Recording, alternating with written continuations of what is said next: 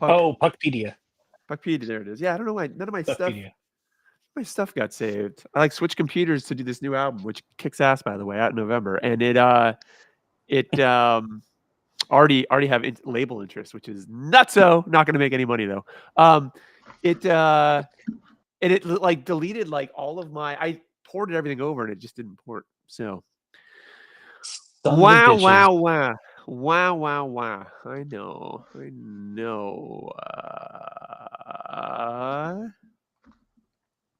Cool. There we are. Cool. Okay, here's the link to our live shizzle. Oh, look at that. Oh, it's so cute.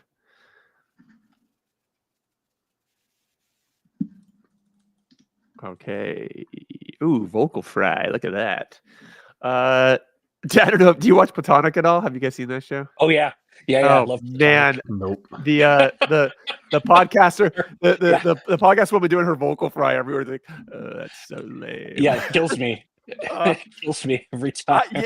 You know, that show and its side characters and little witticisms are good. The other one that's good, even though I cannot stand the guy and he's a horrible human being, is the English Teacher's second season's fucking awesome. English Teachers, yep, also great. So good. That guy's a total asshole though. But anyway, I digress. Okay. Is 222 actually the number? Yep. Boy, did we ever slow on pace. We were like 100 like 2 years in, and then 200 10 years later. I mean, all right. It's been a rough 5 years. Yeah, that's fair. Yeah, it has been a rough 5 years. That's fair. All right, here we go. Ready? Let's do it. Always. Okay, you hit record, yeah? We're streaming. Okay. Hello and welcome to Circling the Cup podcast, episode number 222. It's a Sharks podcast. I forgot to say that. If you're wondering why we're only at 222 after doing this for, I don't know, 10 years, it's because we slowed a clip because as before this pod started, Ben and Colin accurately pointed out, Sharks have kind of sucked for 5 years, and so we haven't been potting on a weekly basis. And we didn't pod on a weekly basis through the offseason either, but it is a new Shark season. We are going to use this as our preseason sort of ramp up into the season to give you our thoughts, our predictions. And then obviously we're going to address the first two games because how in the world can you not? That's pod worthy in and of itself. I'm Alex. Here with me as always is the Honorable Ben. What's up, Ben? The high fly ball to center field.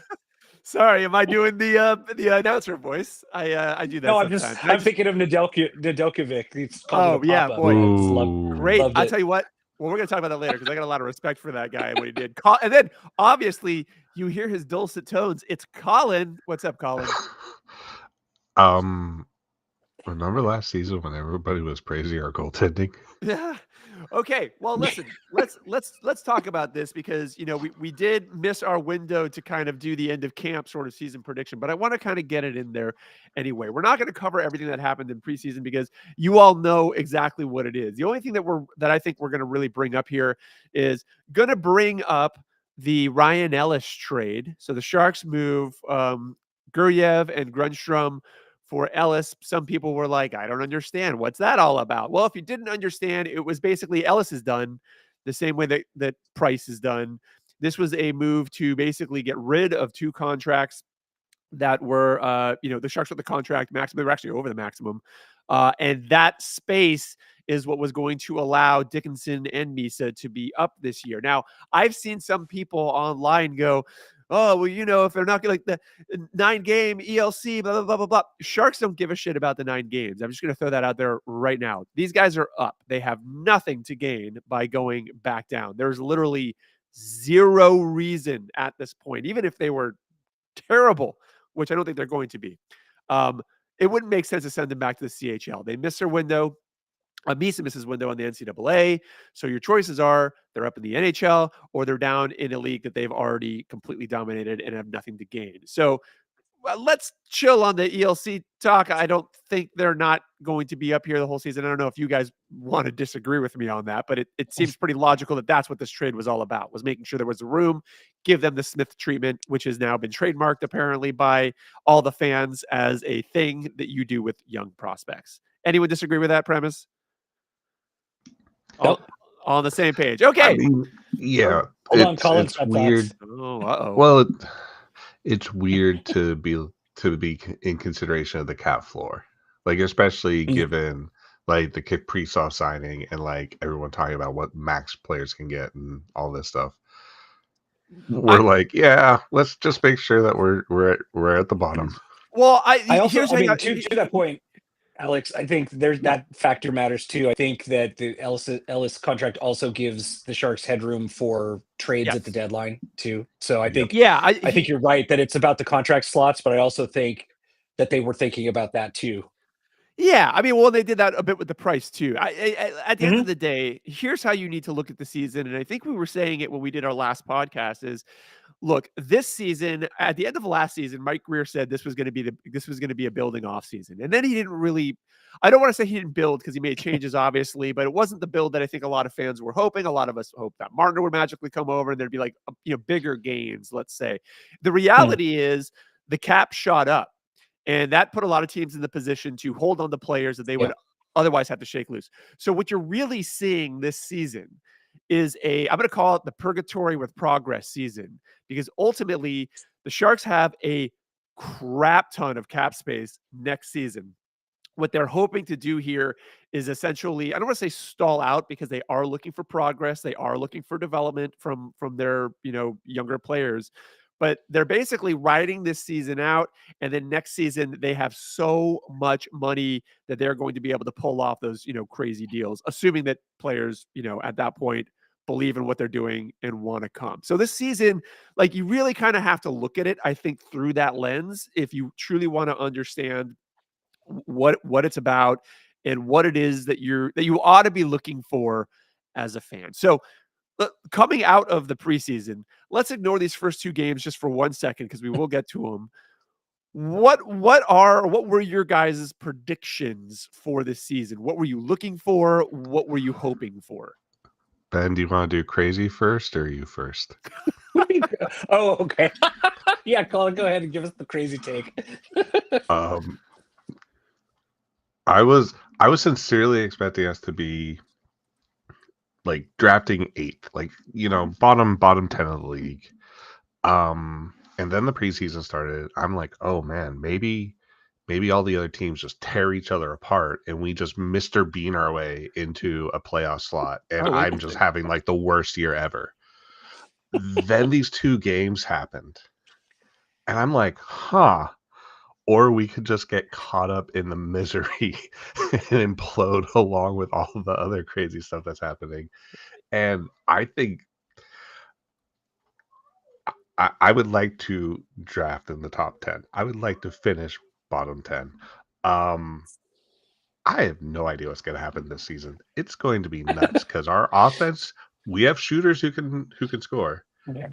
and we have no defense, and we are getting no goalie bounces. So yeah, Yeah. I don't want to make the playoffs. That is my statement. I I don't got want to good make news. the playoffs. I've got good news for you, yeah, Colin. I get what It you ain't mean. happening. Yeah, Hey, let man, me let's see how many penalty minutes, fights, dirty hits. Like let's see what the league does to themselves, because Anaheim is not very good. There are a lot of bad teams right now. Yeah, I Yeah, mean, let me yeah, for sure. So let me hop in and give my take, because it's not necessarily too far off from yours, Colin, but I have a funny feeling it's going to sit. I don't think I'm going to be the little bear, the Goldilocks bear in this one for maybe the first time ever, where I kind of sit in the middle. I think, Ben, you're First probably going to time. sit in the middle here. I'm just guessing here. So No, my I think I'm going to be the low end, to be honest. Okay, we'll see. So my then I'm going to be either extreme. I don't know. I will basically. My feeling was, after seeing the offseason acquisitions, I was very excited about Jeff Skinner, probably more than most people were, just because I know he can shoot. I know the Sharks have been looking at him for a long time. And to me, he struck me as a good a good person to have if you're splitting up the youth on the lines and stuff like that, much in the Yep. same way that like Toffoli or Wenberg are really perfect complements for that development. And I was sort of leaning Yep. more towards thinking we would sort of see, the three kids in the start of the season down in the C positions, at least for a couple of games, and then probably shift Smith back up to winger. I don't realistically see them using him as a full-time center, even though I know he said they might and they said they might. My expectation for the season, again, noting that it's kind of this purgatory development season, is I wasn't really sure what the Sharks were going to do with the bottom two lines, which to me is really that the D pairings are what will massively affect the Sharks season, which I know sounds like common sense, but I think for the Sharks in particular, it's a very large swing depending on what you do there. I thought in the preseason that a lot of players like Cardwell and Cagnoni continue to make a really good case for them being up. But I also had the expectation that they wouldn't be up, even though the Sharks like to say it's a meritocracy, because I think, I think that the Sharks have those two in particular in their plans. But I think they're just going to take their time with it. Regenda and a bunch of others, I thought also, I looked at it in the preseason and I was like, we could have 4 fairly competent lines here if we choose to. The question is, will we choose to? The answer, to some extent, was not really. So where I was thinking the Sharks were going to end up, kind of not knowing what their day one roster was going to look like, was similar to what I thought last year. And I'll admit I was dead wrong last year, but I thought, look, if the team plays their cards right, this is a team that can punch above their weight. Do I think they're a playoff team? No, not in particular. I think the defense is way too rough for that to be the case. I think offensively, I felt like, again, depending on who they're playing, if they're popping up Goodrow and Delendra and stuff like that, then probably not. If they're putting some of the youth in and they take advantage of that speed because they are faster, then that's a different story. Goaltending, I wasn't really sure on, and we'll get to that in a second.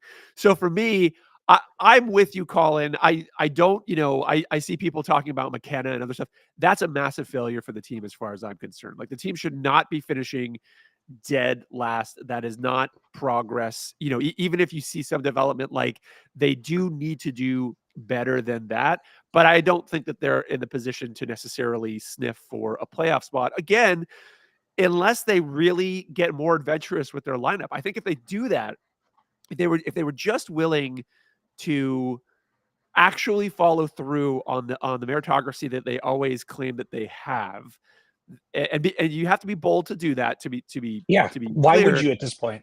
Right. Like, I think they can be a better team than they are going to set out to be, which is funny because I think they think they're going to be that first team I mentioned, but I think they're putting themselves in the second. So that's sort of my assessment and prediction. I agree with you, Colin. I think probably finishing somewhere in the last 10 is realistic. Hopefully, I know people want draft picks, but for the sake of the team and forward progress and development, I would hope it would be, in the later stages of that, not in the earlier stages of that. But that's sort of my 2 cents. And what I was looking for out of the season was just more compete, ideally closing games, but I know that's funny to say knowing how the first 2 games end, but just, the last season they were playing two periods maybe. And then one period was just absolute garbage. And I'm hoping to see all of the young guys who were here last year take steps forward. I'm hoping to see Dickinson and Misa get a shot to develop at the NHL level. I was not particularly impressed with Misa in preseason. Not that I thought he was bad. He just looked like a kid who was adjusting, which he should. There's nothing wrong with that. Same way I think Smith did. None of these guys, Celebrini's an oddity, and I think we need to keep that in mind. And just sort of like see the team start to gel more, see that leadership start to rise up, see that cohesiveness hit, and see that intelligence start to build, and that compete start to build in a positive way. So that's what I was looking for. That was my thought. Ben, tank it, Ben. Tank it. Yeah. Okay. So I have bad news for both of you. This team Oh, is neither wow. constructed nor coached to finish any better than second or third to last. So hold on to your fucking hats because that's where we're headed. And I think we see that with the acquisition of Nick Leddy and John Klingberg, two absolutely garbage defensemen. Ooh. You see that in the acquisition of Ryan Reeves. I don't give a fuck that he scored a goal last night. That will be his only goal all season. So enjoy it. This is a bad team. Look, okay. Jeff Skinner pickup, even better than I hoped it would be. Adam Gaudette, whatever. Philip Kurashev, I think he's a good pickup. I don't think he should be playing on a line with Smith and Celebrini. Agreed. They need defensive support, so they need an Eklund or a Graf, but Yeah. whatever. The problem is the defense. They still think Mario Ferraro is good. They still think Leddy and Klingberg should be playing over Luke Medillin. They've got fucking Descharnais sitting up here for some reason when they've got Cagnoni, who would immediately make this team better, sitting at the AHL level. And Dickinson didn't even play the first game. Misa's not getting ice time. Like, this is not a team that knows what the fuck it's doing in terms of getting better. So we're in for a bad year. It's going to be fun. And right now we're on pace for 82 points. If we just tie every game, that would be 10 points man. better than they are projected to be. Good times. Well, go ahead. Yeah, no. I mean, I just there are decisions they made in the offseason that I think do point to good times ahead. Like, letting Misa stay up is the right call. He's going to struggle. Fucking give him ice time. Dickinson sitting in game one, just never. Even the owner's like, "What are you doing, Warsofsky?" Talk about a candid interview. I mean, that's, listen, I know sometimes we give Shang a little bit of crap here and there, but like that was a great interview and great to see that level of insight because Hasso hasn't been primarily a vocal person. And it was really interesting to see his take on Doug Wilson Jr.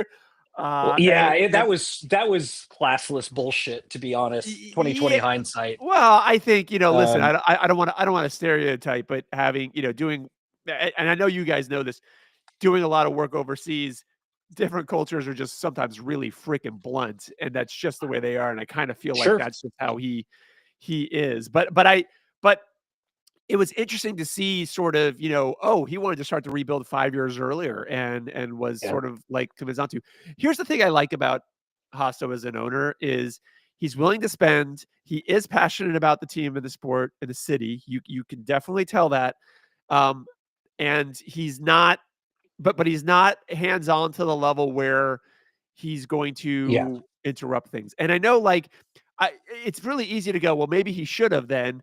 And okay, but I think you really want to have that owner that basically hopefully makes intelligent hires and then trusts them and leans into them and basically just kind of gets rid of the roadblocks. I do just want to make one point about this. So I'm an academic historian, and I don't trust Hasso at all in what he says about I wanted to start things 5 years earlier, because that makes him look good and makes the guys he's jettisoned look bad, which in history we would be like, oh yeah, I don't know if that is a trustworthy source. I'd like to see what other people have to say who are slightly less biased about this. Yeah, so so if we give him the benefit of the doubt and he thought Wilson was pushing things too far, I agree with you. I'm glad he was hands off because I don't want an owner meddling in things. That never ends well.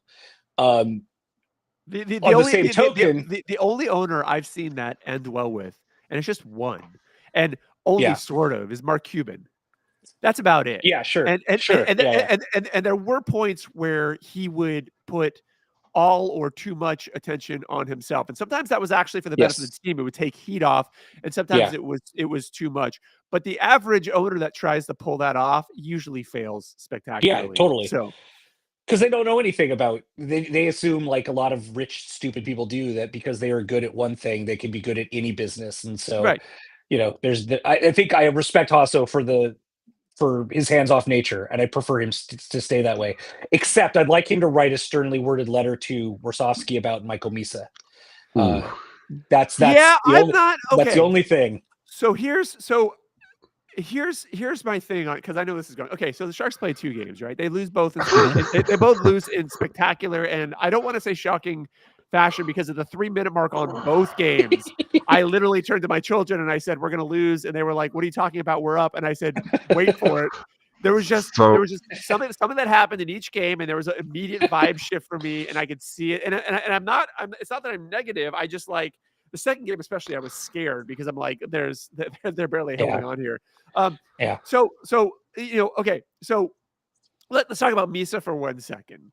I understand why Misa did not start the first game specifically. Yes, that was defensible, at least. Yes, I agree. So look, Misa. You can obviously tell when he's on the ice that he has a high IQ and he has skill. You can also, I think it was very obvious to me, which I was expecting, this isn't a knock at all, that he was going to need some time to adjust. He was going to feel a little, like, if they threw him in too hard, too fast, he might be a little bit over his head. I think, sometimes that works, sometimes that doesn't. But I could tell in the preseason right away, I'm like, he's a step behind. They're going to need to kind of like do what they did with Smith and ease him in wisely. Completely.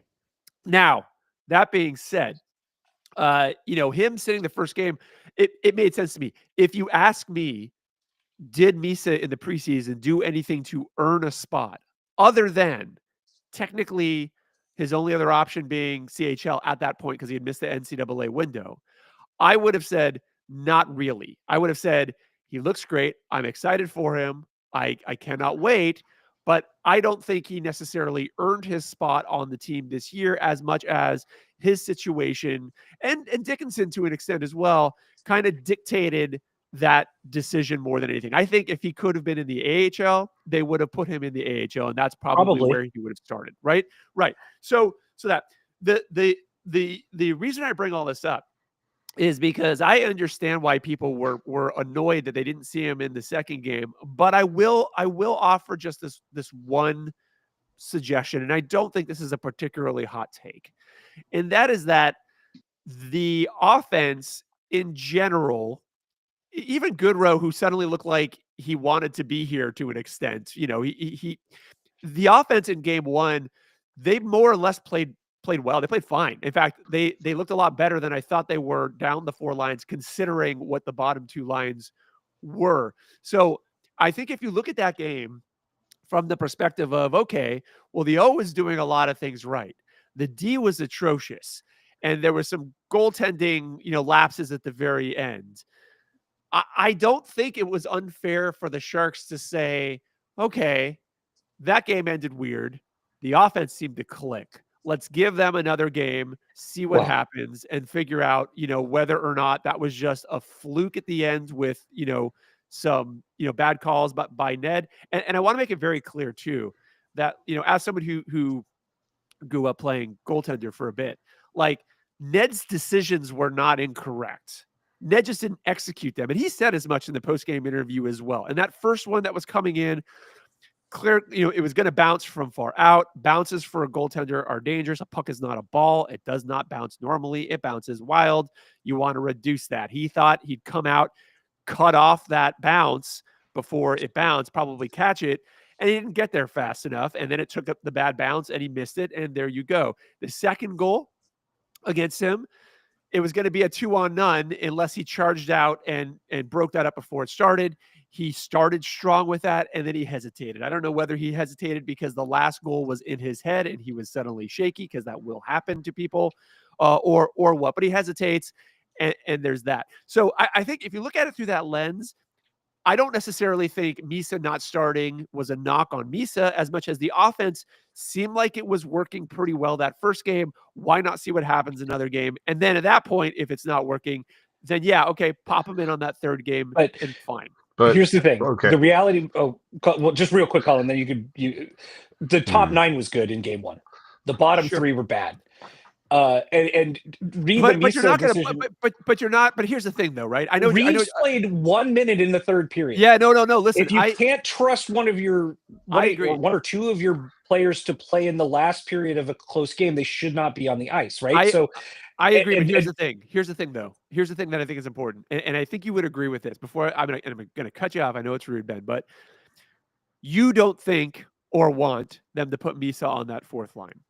So No. they're looking at him from a perspective of he's going to be on the top 3 lines, likely more 2 or 3, likely more 3. So in that instance, if you feel like your top 9 did fine, and the fourth line is not where you're going to pop him, right? Do you know what I mean? Like, I don't disagree with you. Yeah, well, the obvious decision is you drop Delandry, who had a good game on the top 9. If he's going to be a good center, he could be a good center for the fourth line, and you put Misa in the third line between the guys he should be playing with, Graf and Skinner. Yeah, fair. They're really high on they're really high on Delandria too, by the way, which is I know they are. So that's why I don't think they're doing that, but that's fair. But I just want to point out that it's not like they're going to plug Misa in on the fourth. They're not going to do that. No, definitely not. Like of course not. But the thing is that you talked really quickly. I just want to speak to. Do you think Misa had a worse preseason than Barclay Goodrow? No. I think Barclay Goodrow. So I think I think the organization. I don't think that Misa had a very You said good I'm just responding to what you. Sorry. No. Yeah, no. Listen, I agree. At the NHL level, right? Yeah. And I think Cardwell should for sure. Yes. And I don't necessarily disagree with you that Misa could use time at the AHL level, but I do think that if you put Misa on the ice, he is one of the top 12 forwards in the NHL organization right now. The Sharks, but you know this. The Shark, and again, like I think we're all aligned on where we think some of the guys on the fourth line realistically are and should be. The reality is that the Sharks think that Goodrow and they gave him a letter. They think and listen, when you hear interviews with teammates, they seem to like him a lot. Now, I'm not saying that's enough for him to be up there, but the organization does not view Goodrow anywhere near the same way that they view a developing player. For them, they think that he is totally wrong, but they think that he is solid veteran leadership. With Reeves very specifically, they're using Reeves exactly the way they brought him in to use him, to be clear. He seems like a good teammate in the sense that he sticks up for the players, but he doesn't strike me from his interviews as being like one of those complete idiots that is like totally just going to be taken stupid. But I agree with you when Ferraro got pushed into the boards yesterday. Right. So where was he? Well, I don't think he has the legs, and I think we knew that based off of his situation last season. Right. So what I'm saying is like there are things that are very clear to us outside the organization, and again, this is why the Sharks are going to top out at 72 points, and we're going to be third to last. Is the organization is blind to the reality that there is a better 12 players they could have on the ice right now in the forward core and a better 6 players they could have on the ice in the defensive core, and that it doesn't really matter if you try to pass some guys through waivers because either nobody's going to pick them up or you don't care if they do at the end of the day. Exactly right. Yeah. Right. So this, to me, like if I'm the Sharks, if I'm Greer, if I'm the owner of the Sharks, like there's one goal this year, which is to Smith Misa, but he's got to get ice time to do that. And you've got to figure out what your good top 9 is for that. And if you're going to focus on fucking rolling out Goodrow and Reeves, and that's as if that's important to the organization, then you have the wrong focus. Well, that's all I'm saying. I think the tougher thing about that, and again, I think we agree on all these things. I think when I bring these up, and the way that I'm looking at it is, if you look at that first game. From a situational perspective, it's Vegas. It's technically, and Vegas is a good team. It's technically fair to have given that core a second game, and you're not rushing with Misa necessarily. Yeah. So I don't say the word. Yeah. But here's where I'm more concerned than even the forward core. I agree with you. Yes. In that, like they overvalue some of those guys that are sitting on the fourth line now. The bigger problem I have, and this has been consistent through, I would argue, both our last general, our GMs, going back to Wilson, is seems to be this organizational misassessment of defense in particular. Because to me, what I thought was weird was like, you could look at game 1 and you could go, look, Ned was actually playing really good goal up until the very end. Fluke. We'll chalk that up to a fluke. If it keeps happening, that's different, but chalk it up to a fluke. The forwards in general put up a hell of a game against a much, much, much better team. They looked fast. They looked scary at points. And yeah, maybe it was only the top 9, but just as a larger unit, like they were relatively good. The D, on the other hand, was atrocious. And really, the only swap that they did was Mook for Dickinson. I was one of the people who was watching the game, that first game, who was not impressed with Mook's start. Not that I hate Mook at all. I think Mook is, can be a perfectly, good defenseman, but he definitely didn't start that as strong. So I get their assessment. I get why they moved him. But my thing is, okay, now here's what I want to see. Now I want to see Mook in the lineup. I want to see, Dickinson in the lineup. And I either want to see, Leddy out of the lineup, or, I know they're not going to move Ferraro or Klingberg. I don't know. But basically, like, you have got to already in game 2, you have got to start mixing up your defensive pairings, because this pairing just obviously through 2 games, just 2 games, not going to work. Not going to work. But it goes back to the thing Ben touched on. What is the goal for the season? And the goal is to get our youth into situations, proving that they can like hang and play and learn, and not so much winning games, but of course the coach wants to win games. And but you can't. See, here's the thing, right? I agree, obviously, but like, there is a mental aspect of this, and you do hope that professional players have the mental fortitude, and yeah. The reality is, losing these 2 games the same way, basically at the 11th hour, that is not great, and you can't keep doing that every single game.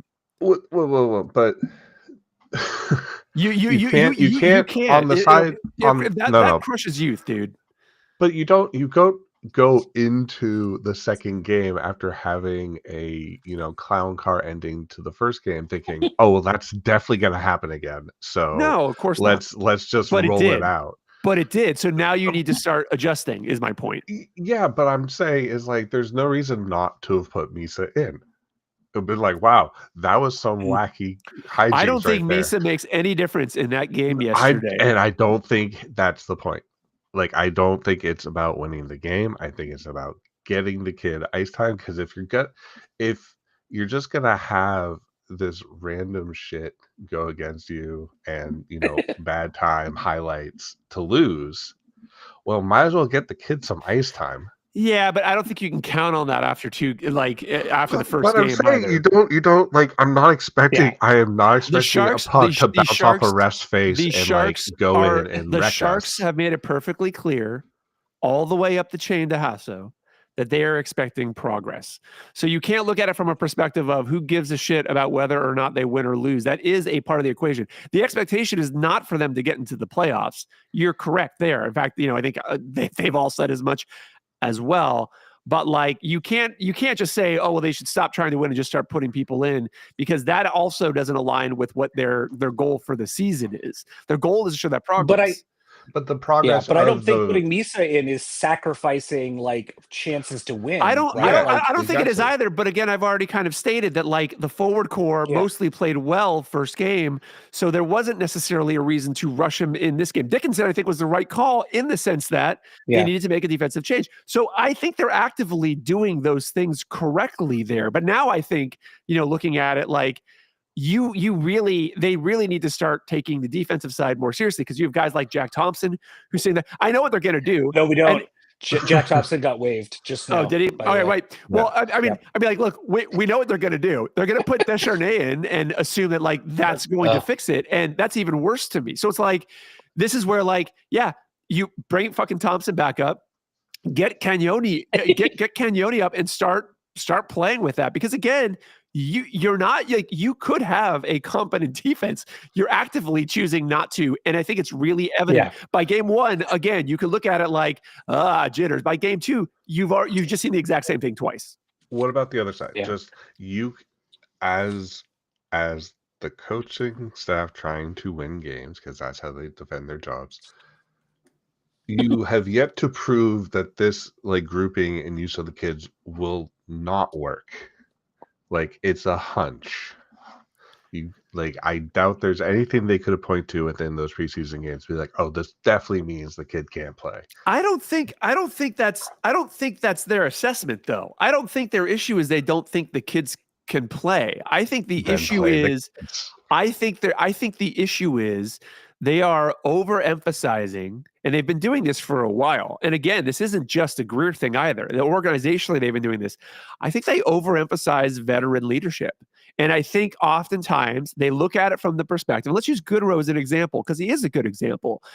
Goodrow seems to have a good reputation in the locker room. He seems to be, players seem to respond to him well, but he isn't a good player anymore. So, or if you want to argue ever, fine, whatever. I mean, he came with some clutch moments, so I'll give him that. But the thing is that the Sharks seem to think that they couldn't even choose a captain. Like they seem to think that. I don't think it's that they see Kenyoni and think this isn't a good player or he can't play. They go, well, he isn't completely where we want him to be NHL wise, and we've got a checklist for him, and fine, that's a fair way to do development. Is you come up with like, here's where you are, here's where we want you to be, here's what we want you to work on those things, and then ideally at the end you have to reward them for that and kind of give them the opportunity, which the Sharks have struggled with.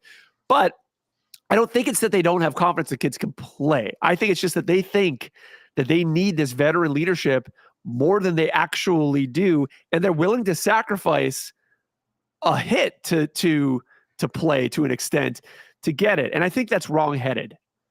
Like, and you hear it when they talk about Reeves. And again, I'm not saying Reeves doesn't do that. Like you can, I got a sense from his interview yesterday after his fight that he does that really well. And I read up on him and other stuff and sounds the same. But like, to your point, Ben, Reeves cannot play a full game anymore. So at what point do you look at it and go, look, we have Toffoli and we have Wenberg, those and Orlov. Those guys can bring the veteran leadership. There you go. So, we're set there. I mean, I think the last bit there in that journey, I think was the most relevant. Which of the veterans are doing the job? Right. Because like Ben mentioned Kurashev.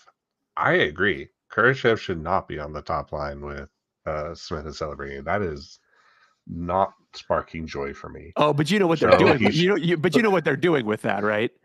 They're hoping that by popping him on that line, that his spark just pops back up, and that's what they're going for. Yeah. No, I agree with you. I think they're giving Kurashev an opportunity to settle in, right, and get some points and get going. I totally agree, and I didn't have any problem with that going into the season. That particular pairing, I just think after 2 games, what it seems clear to me is that.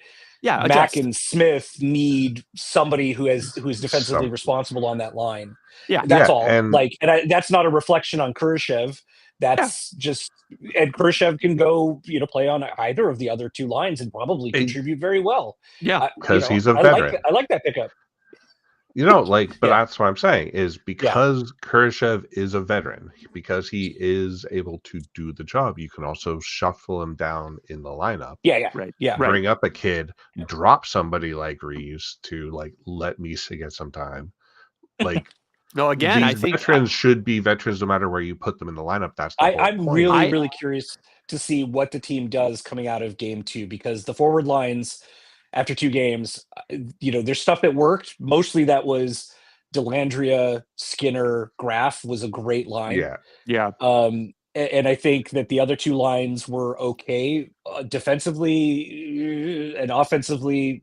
Obviously, right? You got 3 assists and 3 assists. You plug any asshole in with Smith and Celebrini, and it's basically assist, goal to plug. Assist, goal to plug. I love Smith. So good. And the thing that I love about him is that, did he have the best first game? Not necessarily, but the thing is that that kid has got hustle. He's determined. He finds himself in the right place at the right time. Even if he's not completing everything now. It'll come. Yeah. I'm not worried about that. Like, and you saw that in that second game. You know, the tip out Ferraro goal. Jeez. Yes. Who passes that puck out? Like Celebrini gets the lion's share because look, Celebrini's skill level is higher. I mean, he's a generational player. Yeah. Smith already. I'm like, look, I don't care if this is gonna sound horrible, and I hope he scores goals, but like, I got no problem with Smith just being an assist machine all season. No problem at all. We need him. We need him still shooting. But I just want to say, like, great shot.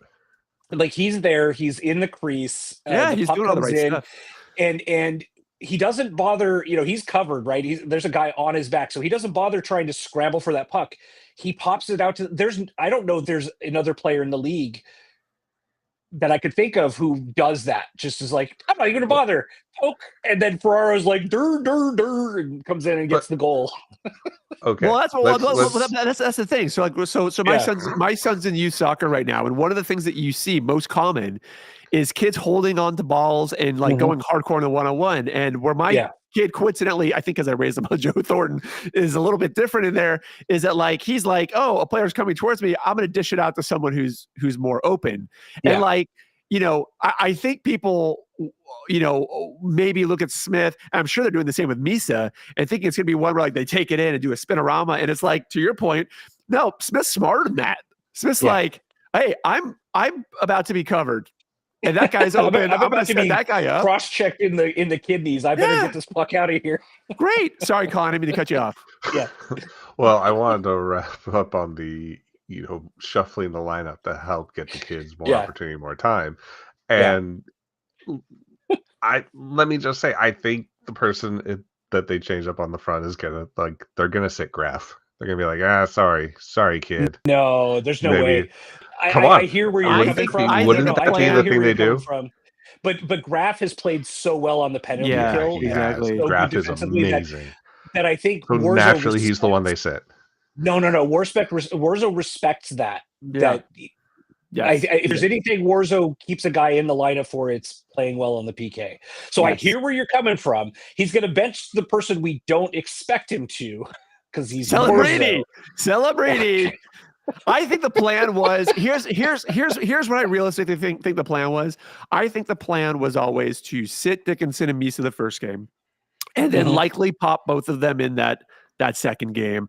And then again, I think the forward core did surprisingly adequately enough that they said, okay, and then shuffled Misa to the third game, which isn't necessarily the end of the world because, you know, you're splitting up the starting of two guys who haven't played at that level yet. I don't think that's necessarily a bad thing overall. But, you know, I think where we're all aligned is on this idea, okay, but you did just end these two games the same way. Now, technically, you played both of these games fairly well. We were talking about this before the pod, but if you had told me without telling me how these games ended, what the results were and the stats, I would have been extremely happy. You had Smith and Celebrini last game getting 3 assists a pop.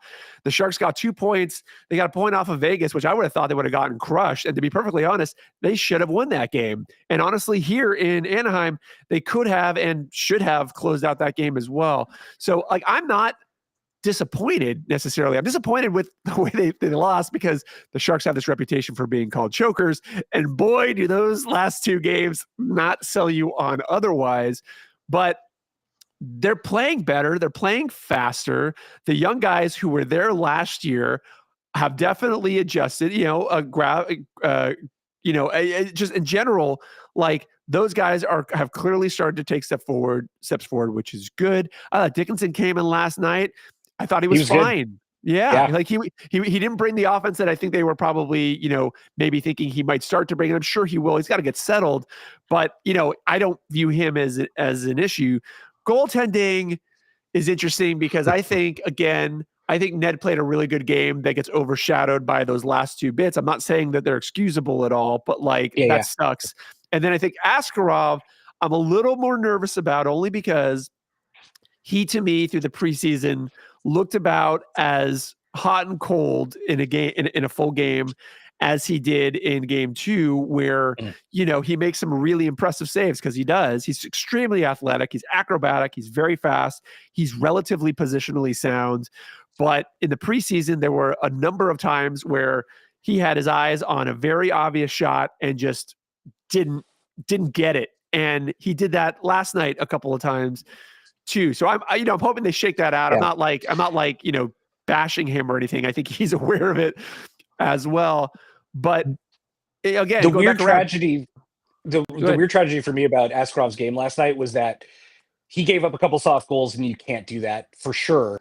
Right. But then when he did come up with some big saves, he was not getting bailed out either, right? Like, no, of course not. Two goals. The defense hasn't done either of these goaltenders any favors, and I do look at that too. I think, like, again, that's why I think like Ned had such a great game. I thought Ned had a really good game again. It was great. It was great. Two. And I think, and it was funny because someone asked me, one of my friends asked me, like, well, how come Askarov isn't starting game 1? And I was like, honestly, in the preseason, that was Askarov's spot to lose, and he lost it. Like, not that he was terrible, but I thought Ned had a better preseason, and so there you go. I hope that both of these guys, for Ned, it's easy for him to become a head case after a situation like that. I was actually really impressed. I know Drew loves it, but I was, and I agree here with Drew, actually. I was really impressed that he came out and addressed the media and talked and, joked about it a little bit and knew what he did, and also explained it really eloquently to fans in terms of like what he was going for. So I was really impressed with that. Askarov, I'm hoping that this was just, early game jitters. But I did see enough of that in the preseason that I don't want to say I'm worried, but I'm kind of like watching it a little bit in terms of like, this guy's supposed to be our franchise starter. Yes, it takes time. I get it. Goalies, yes, later, yes, all that stuff. But couple of like slightly watch out trends that I've seen pop up in the last sample size of preseason and this game. But if they can put that together, if they can shuffle the defense just to be better, which they can, again, they have the pieces. They do. Yeah. If you pull out Leddy and you put Cagnoni in, you've already bumped up the defense considerably.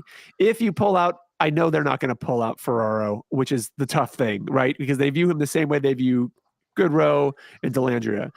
But if you were to do that, again, like, I think you can put together a competent enough defense to support the offense. The offense is already doing fairly well. Yep, I agree. Top 9 specifically. But I also think you could have a better, fourth line, and you can be more competitive than you are.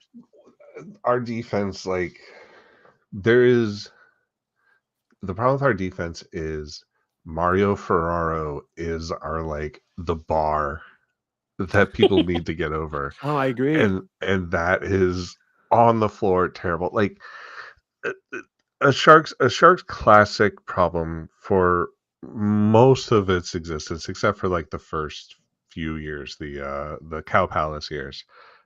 The Sharks have been like one of the softest teams in the league, and boy, is our defense just non-existent when it comes to trying to like control space or like, make any part of the ice difficult to be in. And we're really bad at all the other parts of defense. Yeah. So. I think the hard thing for me as a fan who's trying to explain this to new fans. So, I have a lot of friends who are watching now because I've convinced them you're getting into the bottom, right? The Sharks have an exciting prospect pool all of a sudden. You're going to start to see kids. I set the expectation that, hey, this is probably not going to be a winning season, but it should be a fun season. There's a lot of fun players. There's a fun atmosphere. There's a fun tone to it. But, I got pinged a couple. I'm sure you guys probably did too. I got pinged a couple of times about like defense. And I'm like, the thing you have to understand about defense is it isn't just defense. Like, I know it sounds weird to say, but like the defense is not only important for like making sure stuff doesn't get to the goaltender and bailing out the goaltender when it does, but it's also a lot of the offense, in the zone generate.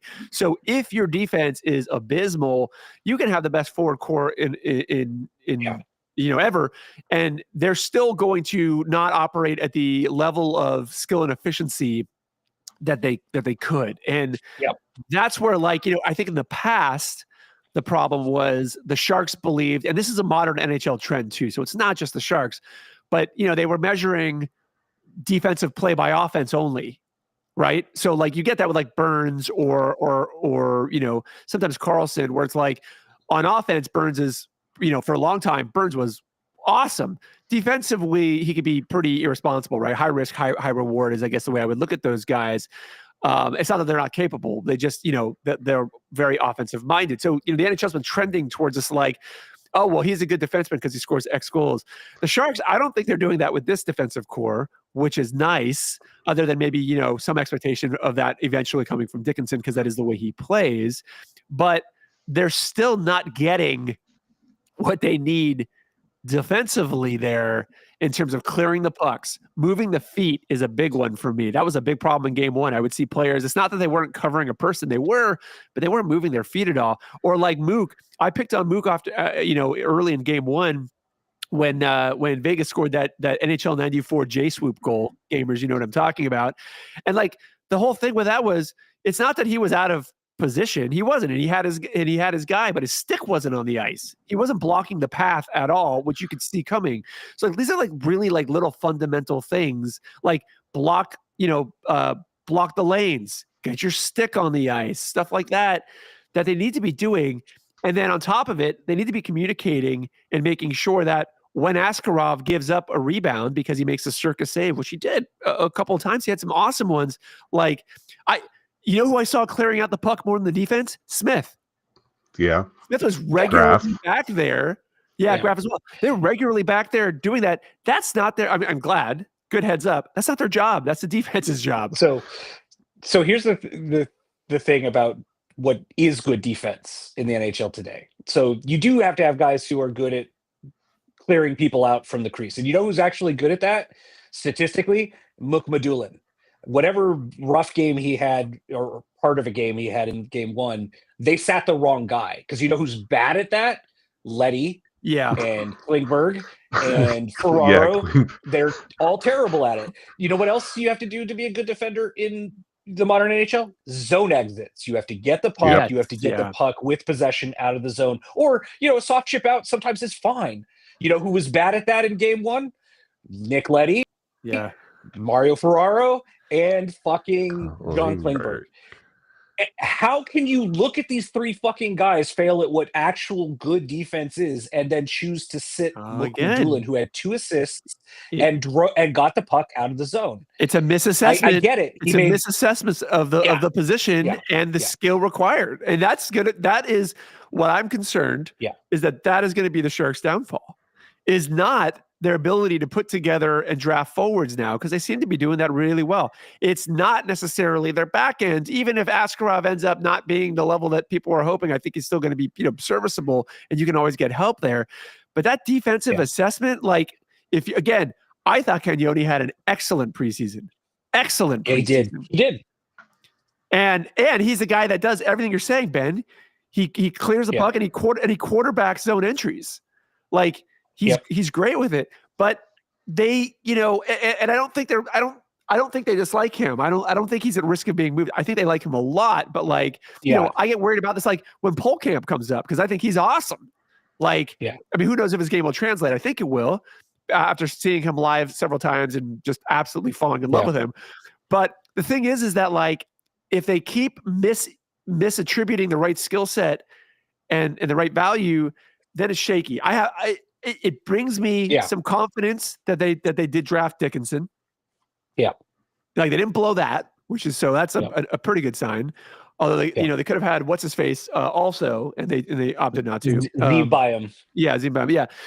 But that to me is like, that's been the frustrating thing about being a Sharks fan, is even in those really, really, really awesome years, the one thing I always saw was a defensive deficiency. Even when we had better defenses, it always felt like they would screw with the forward core more than they would ever screw with the defensive core. And it was always like, oh, I just think you're one really good defenseman away, which is why I wasn't pissed off when they pulled Carlson, because I was like, oh, okay, great. You're finally trying to address this. A little late.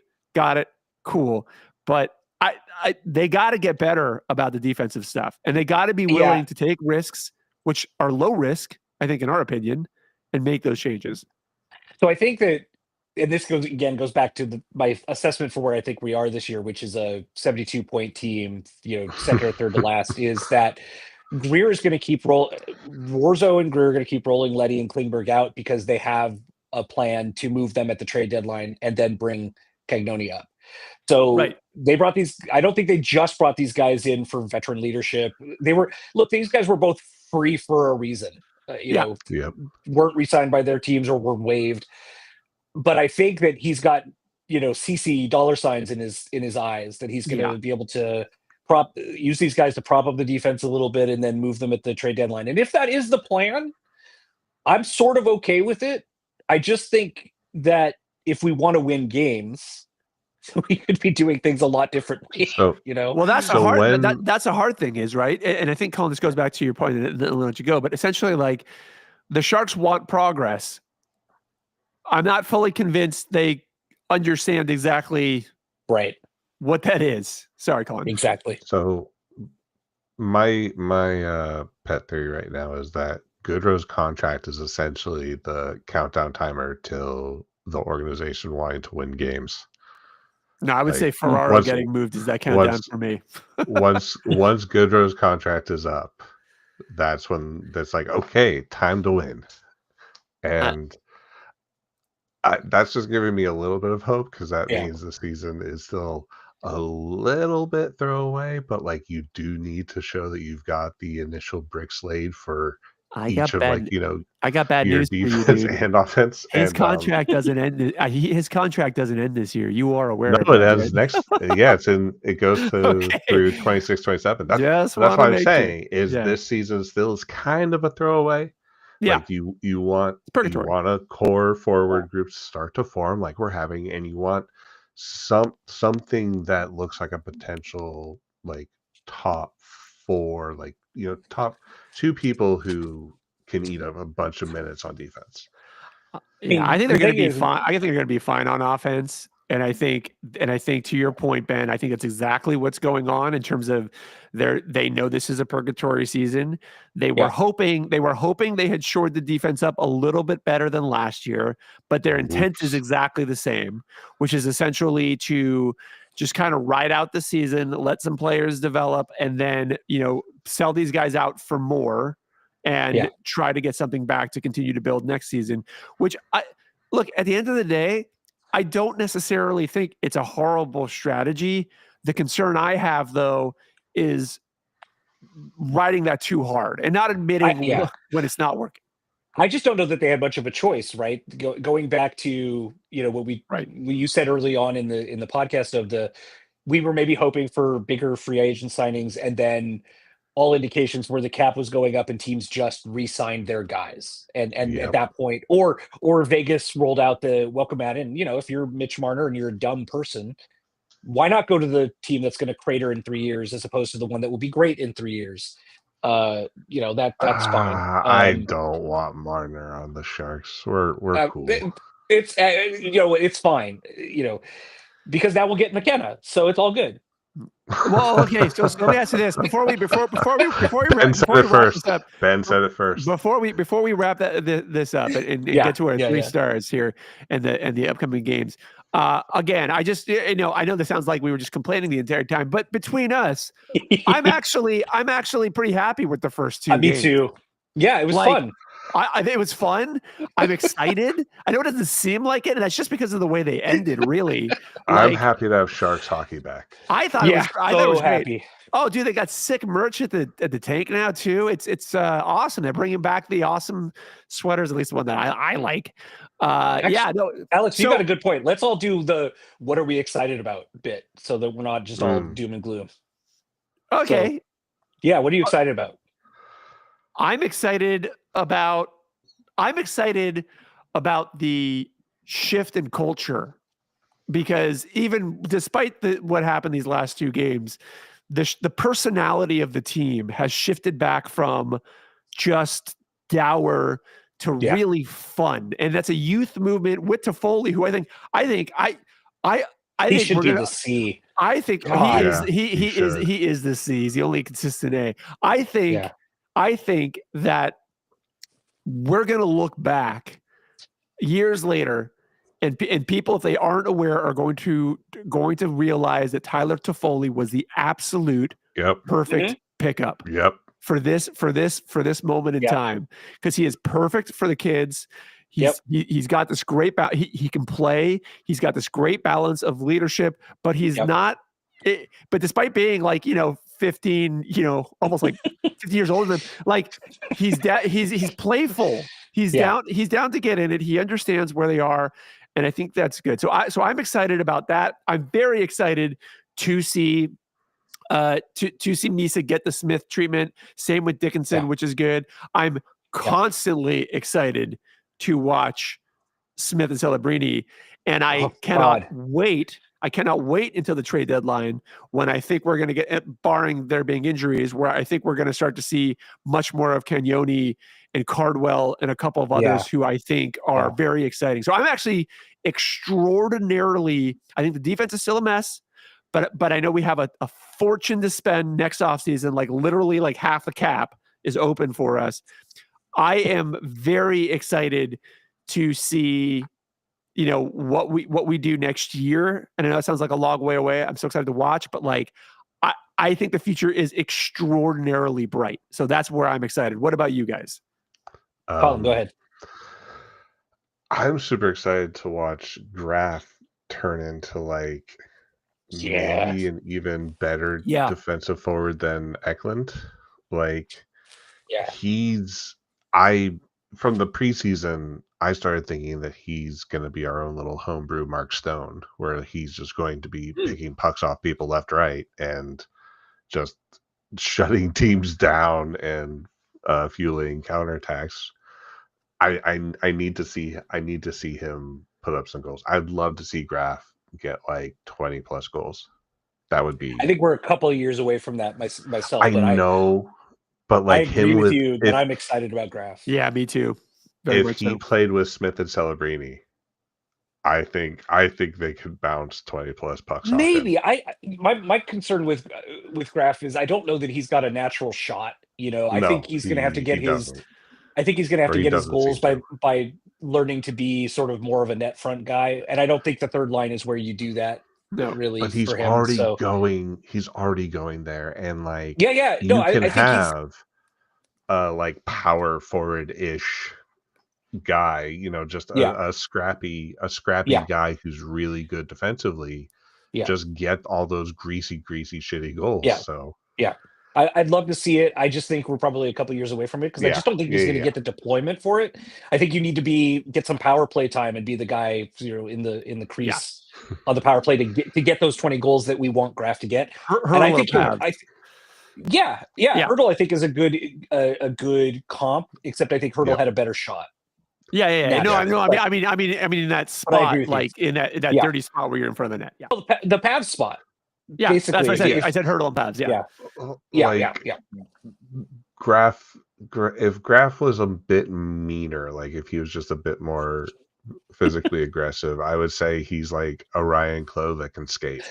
There it is. No, I don't think I don't think he's big enough. But I was thinking about like putting Ryan Clough as a comp, and I'm glad you did it, because I'm not quite sure it's exactly. It's like I think Graf has a better upside. I don't think he's. I think Graf has more upside than Clough, but he might. I don't necessarily disagree with that. I think Clough brought more weight to his game. Clough and Nolan to me were very similar, not in terms of leadership or necessarily skill, but in terms of like guys who were essentially power forwards with grit. And like when you hear them talk about grit, like that's the type of grit that you want out of a player. It's not what I think have misdiagnosed as grit. As a franchise, it's what Goodrow should be bringing. I don't think Goodrow's going to do that. But no, but like they're supposed to be role players. But anyways, I'm really excited to see what other just fantastic young players the Sharks have hiding behind Celebrini's shadow, because like Celebrini just occupies all your attention when he's playing and within like all the media buzz and everything. And the Sharks have a ton of kids who are really good. And it's like, let's see what other amazing stuff percolates up. And I just want to say, Wenberg trying to get a high flip bounce goal right back as like That was the a wrong bounce call. back from Wenberg. No, I think Wenberg trying to flip it in and get a shitty goal like that too was fantastic. Like For which game? Game 1? Wrong call. Yes. Wrong call. Nah. Absolute wrong call. Wenberg. Nah. I loved Wenberg for doing that. That was like, yep. Why not? No, definitely don't do that. Ben, your turn. Yeah, I mean, so my focus this year is watching Smith become a point per game player along with Celebrini. I think those two are going to push each other and collaborate with each other, and it almost doesn't matter who's on the ice with them if they just happen to be in the right spot, like Ferraro. These guys are just going to rack up so many points. Yeah. That's just going to be so say, fun. I'm a little curious after watching Game 2 Yeah. if the one thing I will say about Celebrini in Game 2 that I didn't love was I think giving him the A was the right call. Great, awesome. Yes. Like he's obviously the future captain. There's like no doubt about that. So you want to use him into it, that's totally fine. There was a part of me that felt, especially towards the end of Game 2, that him having that letter and him knowing where he sits in the organization caused him to try to do a bit too much. He did that last year, though, too. And I think, like, I'm hoping he kind of learns that, like, he doesn't, especially as we move forward and there's more and more talent around him. Because last year, I think it wasn't, I think we've seen this every time he's on 3-3. Like he feels like he's got to do the hard mode deke through the defense, and then he gets stripped by Mark Stone or whoever. And I think he needs to. I just think maybe he shouldn't play 3-3, because I think when he's 5-on-5, he's focused on the right things, which is I think it's worse than that. Uh-oh. Well, I think both kids aren't. I don't think they've adjusted to the physical difference in the NHL yet. Like, I think both Smith and Celebrini aren't like, you put both those guys into playoff hockey right now. Oof, that's a bloodbath. How about this? So, how like, about this? Good thing we don't have to worry about that. What if I know exactly why I don't want them to make the playoffs. What if it isn't that? Yeah. What if it is that we have two players that are so intelligent on the ice that they are good at making space, but when the space is already available, their decision making drops a little bit. I think that might be more of what it is, and it'll be interesting. And if it is, it'll be interesting to see what happens with Misa when he gets put in that same situation. He's another player of that same mold who's very smart on the ice. The other thing I wanted to say is I'm not sure Celebrini is fully at top gear. Like, you know how he was ill in the preseason, and they were doing extra stuff to get his stamina and his speed back. I don't feel like he's moving full speed yet, and I think that plays a role in it too. Is that he's and when you're like a top level athlete and you expect your body to be able to do certain things, and then it just doesn't. Like, that could be playing a part too. But still, going through Carlson was just not, like, trying to go through Carlson was just a dumb decision. Yeah. No, but he did it last year too. Like, he kept trying to one-on-one guys in 3-on-3. He's young. They just got to sit him down and be like, look, man, you're good. We know you're good. You know you're good. But just be aware that it's not all on you, and don't make it all on you because the team ultimately, if you make it all on you, you and the team will suffer. Yeah. So just be aware, just be smart, trust your teammates. But he's not number one anymore. He's number, I don't know, 23. Wait, what? What? Celebrini? Because he's drafted number one in his class. He's been like the guy for every league he's been in, and it's like, congratulations, first drafted into the NHL. There's a whole bunch of guys who are higher than you on the list now. All right, I got you. Like, I'm like, maybe Celebrity's top 30. Ben, finish your thought, and we'll go to the 3 stars. Yeah, the last thing I'm excited about is, so Dickinson. He's NHL ready. Like, he's a very smart kid, and he played the game that Warzo wanted him to play yesterday. So you said you wished maybe, or we didn't see him contribute offensively the way maybe we'd like to see, and he wasn't really given the opportunity to do that. No, yeah, He I agree. wasn't on the he wasn't on the power play, which I think is fine. I think he should eventually get power play time, but he doesn't have to in his first game. When he got the puck, he was doing the simple things with it. He was finding an outlet pass, or he was going behind the net to calm things down and then passing out. I thought he played a really solid game that didn't necessarily like maximize his talents, but is what he's asked to do. Oh yeah, and he had a quiet debut, which is actually what you wanted. Exactly. Yeah. And I thought he played well physically. I saw him throw a couple of great body checks. It used his body to keep possession or take possession. So I hope they give him a couple more games in a row before they give him the let's sit you down and have an off day thing, because I want to see more of that. So anyway, I'm super excited about his year because I think he's going to be fucking fantastic. All right, well, three stars of the week, and I'll allow you to combine preseason in there if you want to. No, that's fine. Who wants to go? Well, Ben looks like he's ready to go. No, I'm not. No, I'll go. Eklund gets my third star for missing those 2 put away goal attempts. Sheerly because it annoyed Alex so much. Well, it didn't. But here's the thing: it didn't annoy me. And I think in our chat, I mean, people obviously aren't privy to all our chats. I just to be perfectly clear, I understand. Look, Vegas did play solid defense considering the positions that those players were in on those empty net opportunities. My point is more that in that situation, and this isn't like, I don't want to make it, I know it sounds weird because I'm blaming Eklund, but I'm not blaming Eklund at the same time. My point was more like the Sharks need to be, elite Sharks players need to be bearing that. And I believe that Eklund is approaching elite. I think he's awesome. Like, I love that guy. I think he was a great pick. I think he's getting better and better as he goes. He clearly this season, he stated in the offseason that he's like, I want to be way better than I've been. I want us to start winning. It's one of those things where the second that second one didn't go in, I was immediately like, we're going to lose this game. I didn't know how, I didn't know where, I didn't know when.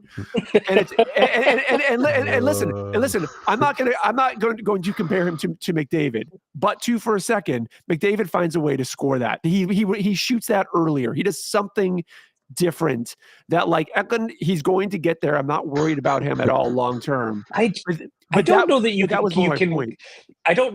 compare Eklund to McDavid. I'm not. But if you watch that, he holds on to it a bit longer than he does. That allows Vegas to make the move. Listen, I understand the decision making. I totally understand the decision making. But again, listen, you want to talk about the Sharks winning? The difference between winning and losing is closing those opportunities. That's the difference.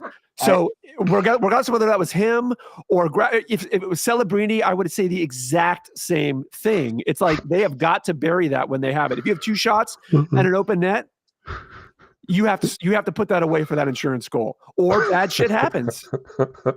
So yeah, that's my third star. I'm not right. I'm just going to say to people listening, go back and watch the play and see how Eklund was defended, and then Eklund should have shot that earlier. Was more my point. He had the opportunity to. He didn't. He held on to try to get as close as he could. It's fine. It's the decision he made in a split second. It's not the correct one. Oh yeah, that's good. My second star is gonna go to Graf because my God, that guy just come in the preseason and say, yeah, this is my spot now. And every time he's on the ice, he seems to be making an impact. And it's awesome to watch him play. We need forwards like him. He is our third line, and we're going to just put him there, and he can just be there for the next 10 years. We're good. And first star goes to both Smith and Celebrini, because even though I think they're going to have few rude awakenings this season, finding that they just don't have the size or like full power yet. Um, they're just so stupid fun to watch, and yeah, Toffoli is perfect for them. He is like just taking full opportunity to celebrate their awesome wizardry and making great shots that make the kids feel good. It's so weird that a king is now one of my favorite sharks. Yeah. Let me go next, Ben. So my third Yeah, go ahead. star is going to be Ned. I thought he kept them. Wow. He kept them in the. Well, listen. Here's why. I don't disagree. He kept them in the Vegas game. I thought he was outstanding in that game, Yes. with the exception of the end. And what did he do at the end? He comes out, he faces it, he admits it, and I can tell that he's aware and he's learned. He's not afraid to face that mistake, which I think is actually a really great display of leadership, to be honest. I mean, you saw Skinner and the others going, well, we don't blame him and stuff. He could have just turtled in that dressing room and not come out and not done that, and he did. So I have huge admiration. Maturity. And again, I don't think that Vegas game is close if he doesn't play as well as he had played. I don't think his teammates blamed him either. I mean, Celebrini went over and gave him little, taps. They knew. They knew. Yeah, little sad taps. How he was feeling. Yeah, they knew. No, but it's like, it's like, keep your head up, man. It's all good. You've played great. Like, I think the team, they had the same reaction that the smart fan had, which is, oh, that sucks. Yeah, that sucks. Exactly. But we don't blame you. Okay, set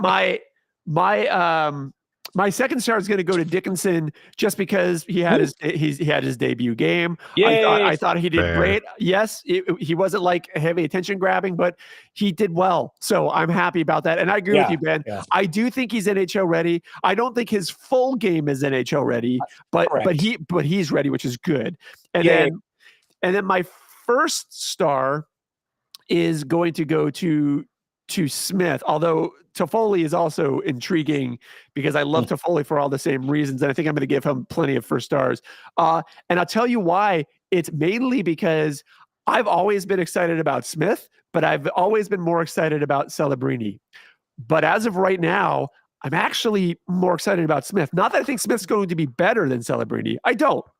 But there's just Celebrini is about where I expect.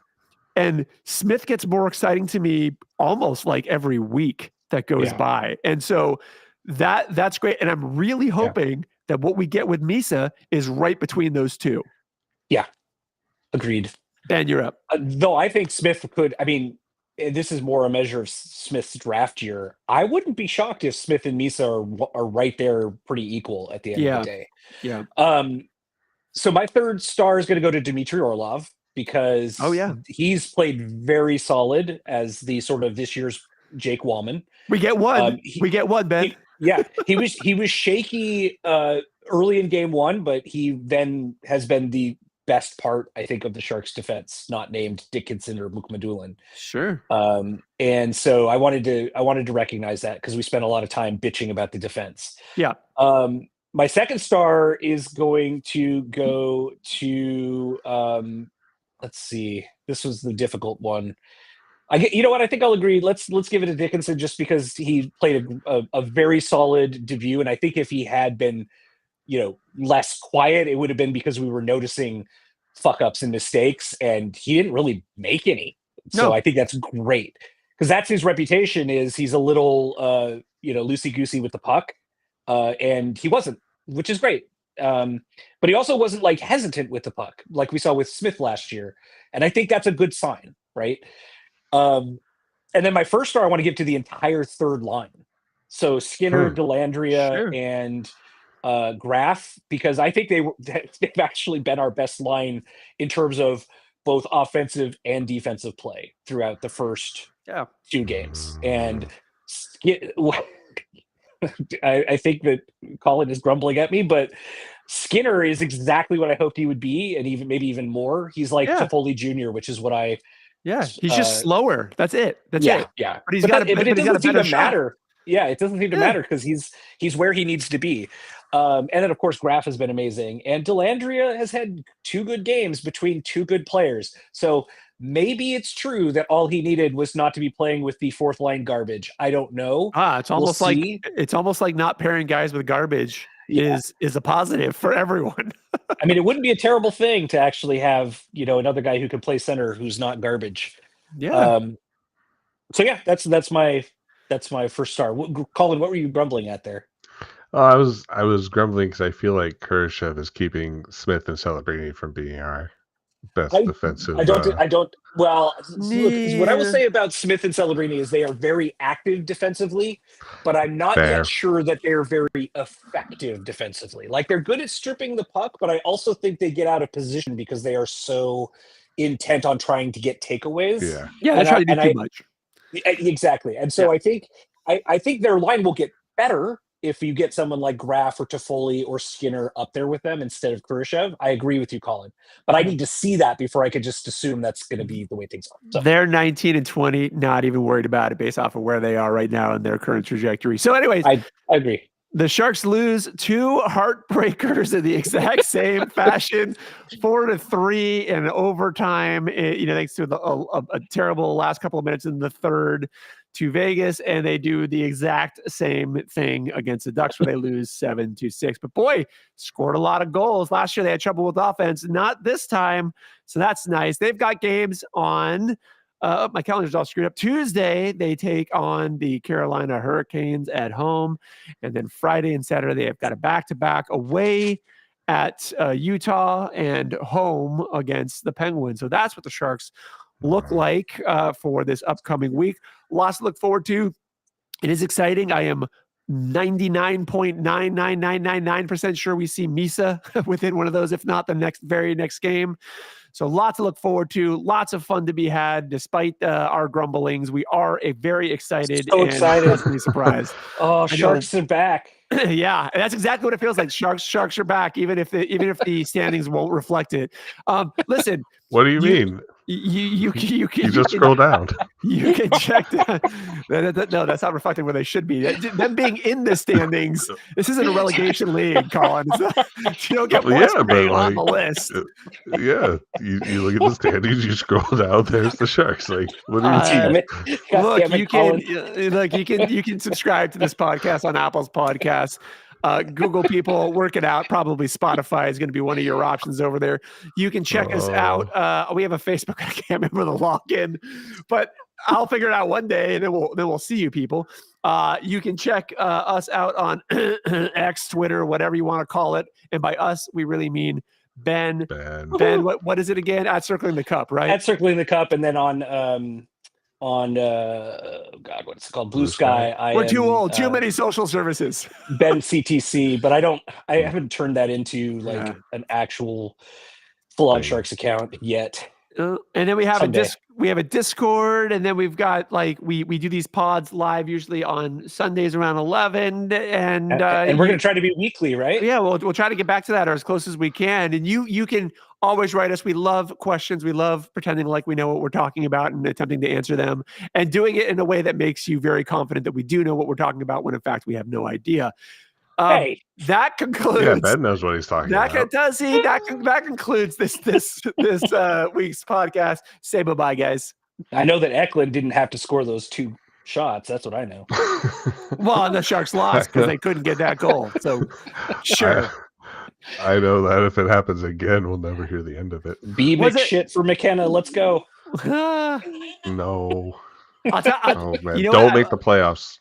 I will leave you with this. Was it Kurashev or was it Gaudette who almost scored? That was a hell of a Kurashev. Smith. Man. Yeah. That's where the goalie actually saved it, but thought that was it. And then he just watched the play go the other way. Yeah. While Smith and Celebrity were just dogging after it like 2 puppies. Yeah. Well, anyway, say bye. Bye. Be McShit for McKenna. Let's go. No. Finish 3rd, win the lottery. Bye-bye. Bye-bye. All right. That was fun. I got to go, guys. That was fun. Right, yeah, me too. Bye, bye guys. Bye.